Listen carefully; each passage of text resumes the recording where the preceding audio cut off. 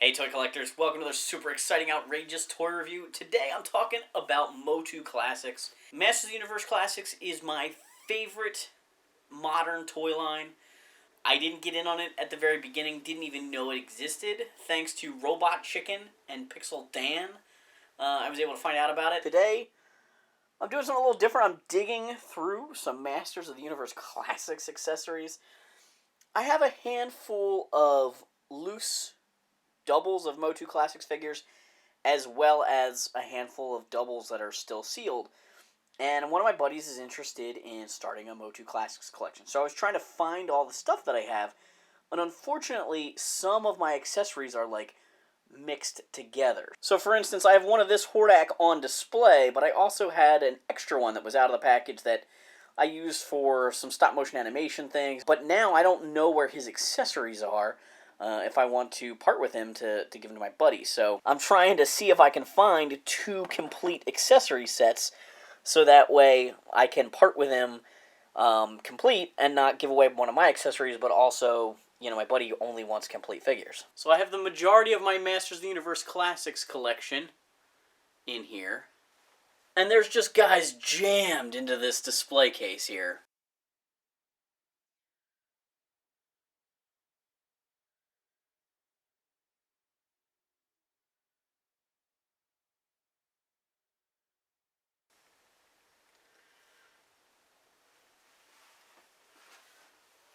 So there's my regular Hordak.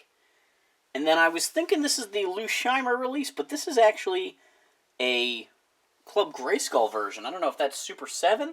So the one out there that I was actually looking for parts to may actually need to stay in my collection. And this is kind of a weird thing. This line was so big, I can't even display everything. There's actually a stash of guys here in my closet that I never even opened because I ran out of space. Yeah, so this uses the original release Hordak head that's got like the little warts and stuff on it.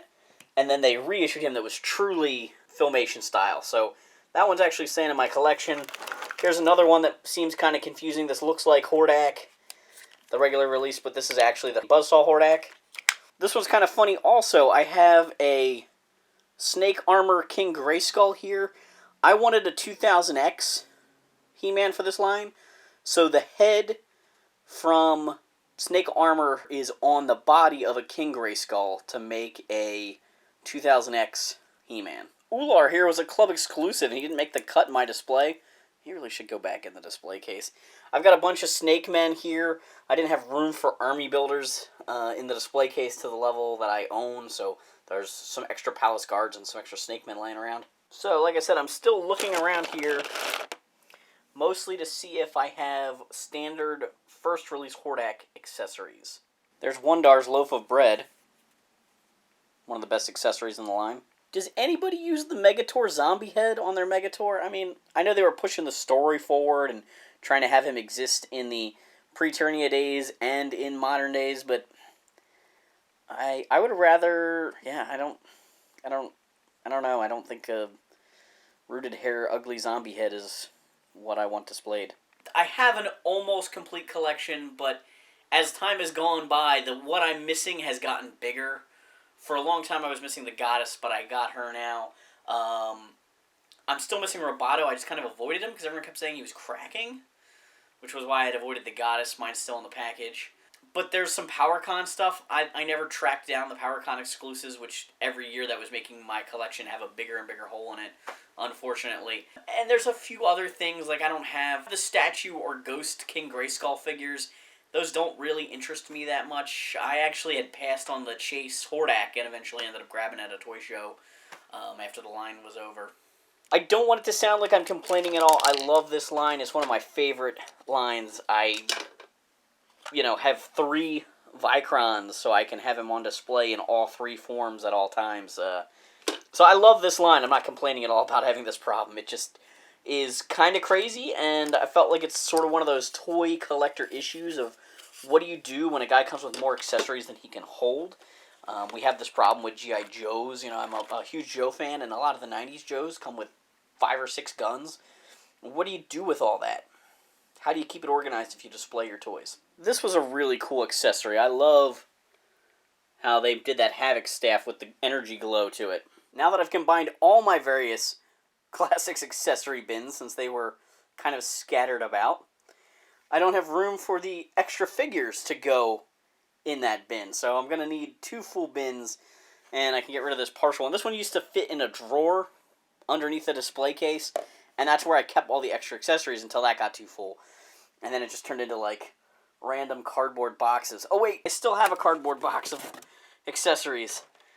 Like, Tuscador's big tusks are so awesome, but again, for space-saving purposes, I had to display him with the short tusks. So Hordak is a loose double that I can part with. And then I've got a complete Adam and Orko set loose here. Now I can get my head together with my buddy, show him exactly what I've got. I took some snapshots of the box stuff I have, and I will have to then figure out pricing and all that other good stuff. The art of a deal is always a little tricky, especially when you're working with friends, because, you know, you got to balance both people's interests a little bit there.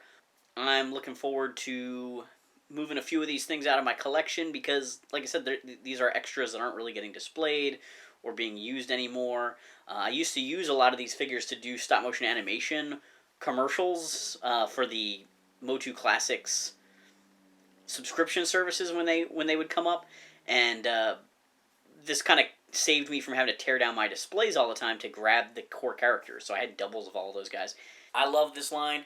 I supported it by buying 3 Castle Grayskulls to try and make sure that the line would get funded, never even dreaming they would do Snake Mountain, which is insane. I did a whole review of that. But I'm going through my collection here because I'm selling off some of my duplicate things and extra stuff that I have boxed that I just sort of squirreled away for years. I went through my collection at one point and sold off some stuff to my buddy Nick, and now my buddy Dave is getting into the line also, so I'm going through and selling off some of those duplicate figures I had from the double subs. Thanks for watching this super exciting, outrageous tour review. Make sure to like, subscribe, and check out my other videos.